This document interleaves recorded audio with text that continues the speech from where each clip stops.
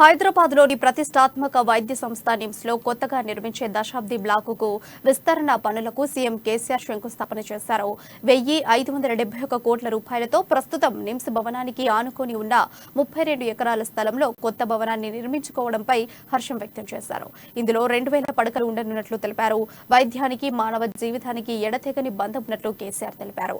రాబోయే రోజుల్లో కరోనాను మించిన వైరస్ వచ్చే అవకాశం ఉందన్నారు.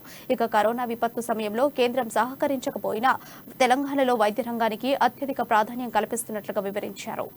రిజ్వి గారు, కమిషనర్ హెల్త్ శ్వేతా మహంతి గారు, director health doctor G Srinivasarao గారు, ఇంకా స్పెషల్ సెక్రటరీ మేడం, అలాగే director of medical education doctor Ramesh Reddy గారు, వైద్య కార్పొరేషన్ ఎండి చంద్రశేఖర్ రెడ్డి గారు, సంబంధిత చైర్మన్ ఎర్రోళ్ల శ్రీనివాస్ గారు. లైవ్ ఉండాల్సిన డిపార్ట్మెంట్ మనం ఇంత విస్తరణ చేస్తా ఉన్నాం. అనూహ్యమైనటువంటి విస్తరణ 17,000 పడకల నుంచి 50,000 పడకలకు తీసుకొని పోతా ఉన్నాం. ఏ 100లో ఉన్న 100-200 ఉన్నటువంటి ఆక్సిజన్ బెడ్స్ ను 50,000 బెడ్స్ ను కూడా ఆక్సిజన్ బెడ్స్ గా మార్చుకుంటా ఉన్నాం.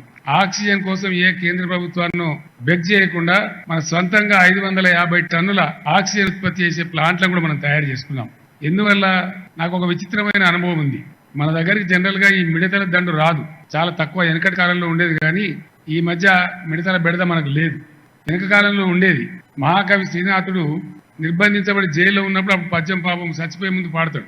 ఆ పొలం వసూలు చేసుకుంటే, పొలం కౌలు చేసుకుంటే దానిలో కృష్ణవేణమ్మ కొంత తీసుకొని పోయింది, ఈ బిలబిలాక్షులు అంటే మిడతలు కూడా కొంత తినిపోయినాయి, తద్వారా నేను నష్టపోయినాను బాధపడతాడు. కానీ ఇటీవలి కాలంలో మన దగ్గర బెడద లేదు. సెంట్రల్ ఏషియా నుంచి ఆఫ్ఘనిస్తాన్, పాకిస్తాన్ మీదుగా గుజరాత్, రాజస్థాన్ రాష్ట్రానికి మిడతల దండు వస్తూ ఉంటుంది. ఇది చాలా ఇంట్రెస్టింగ్ సబ్జెక్ట్. నేను చెప్పేది వస్తూ ఉంటే అది ఎందుకు రాజస్థాన్ కూడా దాటేసి హర్యానాలోకి వచ్చి అక్కడ నుంచి మధ్యప్రదేశ్లోకి వచ్చి మన మహారాష్ట్ర బార్డర్ దాకా, మన ఆదిలాబాద్ బార్డర్ దాకా వచ్చేటువంటి ప్రయత్నంలో పురోగమిస్తూ ముందుకు వస్తూ ఉంది.